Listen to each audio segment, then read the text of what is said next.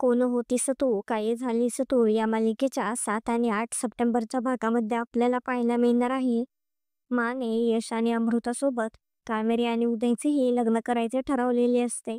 मा गुरुजींना पत्रिका बघण्यासाठी घरी बोलवते. तेव्हा गुरुजी यश आणि अमृताचे 36 गुण जुळत आहेत हे सांगतात. हे लग्न या घरासाठी खूप चांगली गोष्ट आहे. हे ऐकून घरातल्या सगळ्यांनाच खूप आनंद झालेला असतो. यश आणि अमृताच्या लग्नाचे बोलणे चालू असते. त्यामुळे कावेरीला खूप वाईट वाटत असते. कावेरी यशला म्हणत असते, "तुम्हाला खूप आनंद झाला असेल ना? तुमचे आणि अमृताचे 36 गुण जुळत आहेत." यश तिच्याकडे पाहून हसत असतो. तो म्हणत असतो, "36 गुण जुळत आहेत, पण ते माझे आणि अमृताचे नाही, तुमचे आणि माझे.